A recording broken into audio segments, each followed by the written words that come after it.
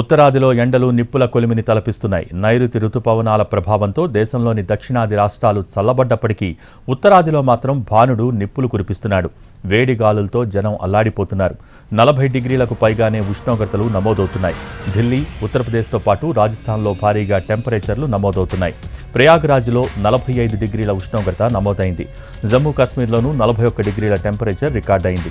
ఈ నెల 17 వరకు ఇలాంటి పరిస్థితే ఉంటుందని వాతావరణ శాఖ తెలిపింది. పంజాబ్, హిమాచల్ ప్రదేశ్, హర్యానాలోనూ ఎండల తీవ్రత అధికంగానే ఉంది.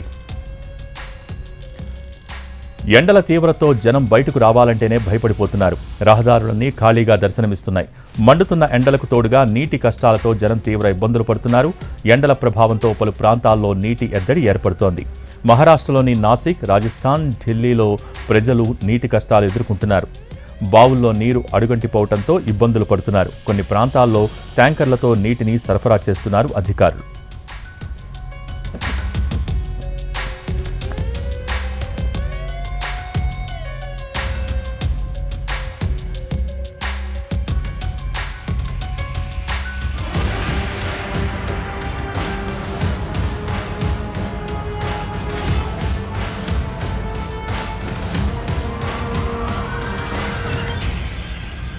ఉత్తరాదిలో ఎండలు నిప్పుల కొలిమిని తలపిస్తున్నాయి. నైరుతి రుతుపవనాల ప్రభావంతో దేశంలోని దక్షిణాది రాష్ట్రాలు చల్లబడ్డప్పటికీ ఉత్తరాదిలో మాత్రం భానుడు నిప్పులు కురిపిస్తున్నాడు.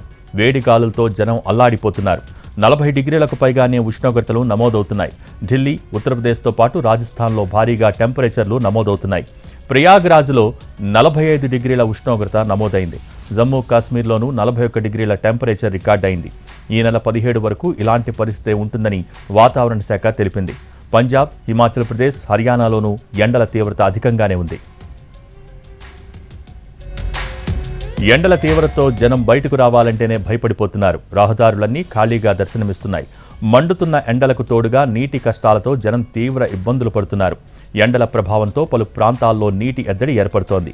మహారాష్ట్రలోని నాసిక్, రాజస్థాన్, ఢిల్లీలో ప్రజలు నీటి కష్టాలు ఎదుర్కొంటున్నారు. బావుల్లో నీరు అడుగంటిపోవడంతో ఇబ్బందులు పడుతున్నారు. కొన్ని ప్రాంతాల్లో ట్యాంకర్లతో నీటిని సరఫరా చేస్తున్నారు అధికారులు.